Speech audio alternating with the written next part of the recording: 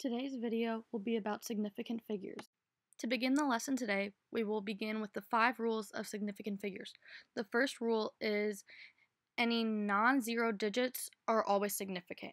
Now, these numbers include 1 through 9, and for the example is 853. That would have 3 significant figures because all of those are between the numbers 1 through 9. Now, the second rule is any zeros between 2 significant digits are significant, and our example is 6,008, and since the 2 zeros are between the 6 and the 8, that would mean all 4 of the digits are significant, so that one would have 4 significant figures. Now, our third rule is a final zero or trailing zeros in the decimal portion only are significant. So, our example is 30.00. So since we have that decimal point and then 2 zeros after it, those 2 zeros are significant, so that would have 4 significant figures total. Now our fourth rule is zeros used in front of numbers are not significant. Our example is 0.0099. This would have 2 significant figures because all of the zeros are in front of it. If they were after the nines with a decimal point, then they could be significant. Now, our fifth and final rule is zeros at the end of numbers without decimals are not significant. So, our example is 9,900, and that would only have 2 significant figures since there is not a decimal point. Now, in math, we usually don't have to worry about significant figures, but in science we do because it helps us determine how accurate and precise our answers are to the value we are trying to get. And when using a ruler, for example, we can't get 100 places of value like a calculator could give us. We have to do with what we can approximate to, which is one more spot than whatever measurement device we are using. We will have more examples on the next slide. Okay, so now that we have learned the rules of significant figures, let's try some examples. So our first example we have is 1,234. Since it has 4 numbers in it and all 4 of them are between 1 and 9, that number would have 4 significant figures. Our second example is 6,689. It has 4 numbers between 1 and 9 also, and this one would also have 4 significant figures. Now, let's try example number 3, 701. That one has a 0 in between 2 integers, so the 0 is significant, so this one would have 3 significant figures. Alright, on to example 4, 700. We have 1 integer between 1 and 9, and then we also have 2 zeros, but those 2 zeros are not significant since we do not have a decimal point after them. So this number would only have 1 significant figure. Alrighty, on to example number 5, 13.0. This one has 2 integers between 1 and 9, and it also has 1 0. But there is a decimal place between the numbers, the 2 integers, and the 0, so that makes the 0 significant, so this one would actually have 3 significant figures. Alrighty, on to the last example, number 6. So we have 0.0000987. So we have 3 integers between 1 and 9, and then we have a bunch of zeros in front of it. Now, yes, there is a decimal point in front of the number, but all of those zeros there have no significance, so this number would actually just have 3 significant figures. Alrighty, on this next slide we have a few examples for you to try on your own. Some of them may be difficult, others may be easy, but pause the video and try and figure out how many significant figures are in each of these. So now that you have had some more practice with significant figures and hopefully know the rules better, we are going to move on to the math part that we'll be dealing with in class.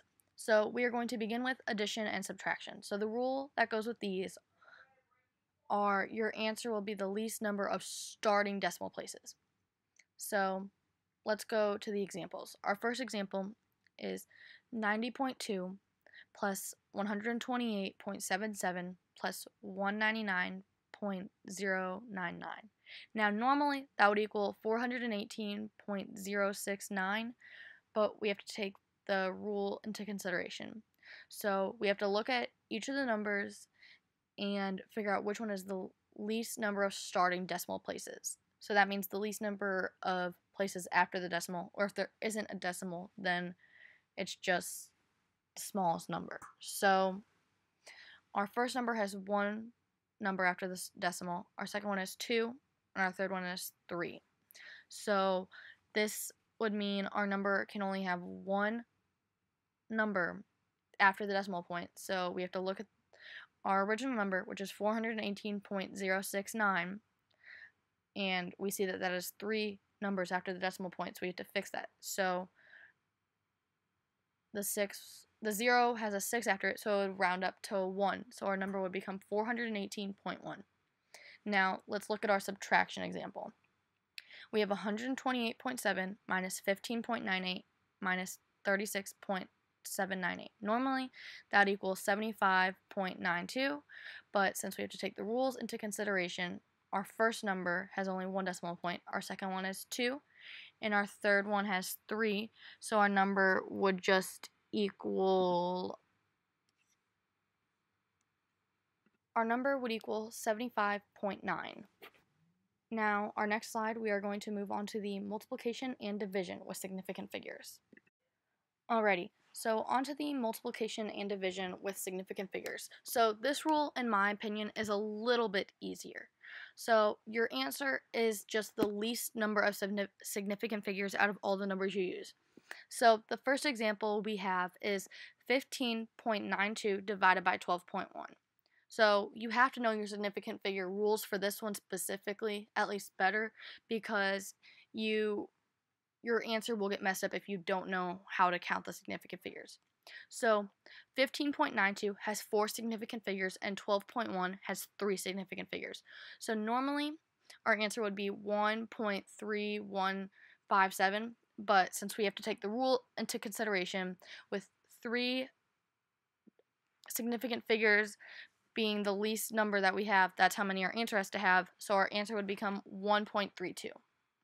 Now, the same rule applies to multiplication, and the example that we have for that is 3.45 times 2.7 equals 9.315, but we have to use the rule to simplify our answer. So 3.45 only has 3 significant figures, and 2.7 has 2 significant figures.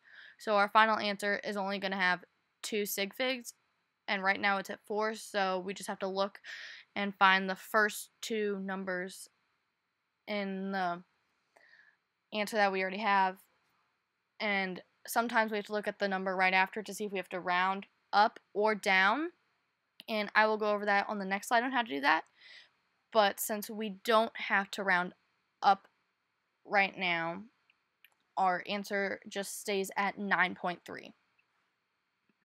Alrighty, we are on to the last slide that deals with significant figures.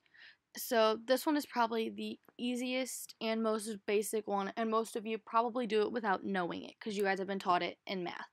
So this one is on how to round your numbers. There's 2 ways, and they're both really simple and straightforward. So the first one is if the ending of your number ends in a 5, 6, 7, 8, or 9, you round your number up. And if the number you are rounding is followed by a 0, 1, 2, 3, or 4, you round the number down. And just like on the last slide, some of those examples that we were doing where I said our number, if you'd have a 75.16, that would round to a 75.2, because if you're only trying to get 3 significant figures, but that 4th number is bigger, is a 5, 6, 7, 8, or 9, then you would round that number up. But so then your number would become 75.2, but if instead of it being a 6 was a 3, it would just say a 75.1. So it's pretty straightforward. And if you have any questions, you can come ask me. Alrighty. Thank you.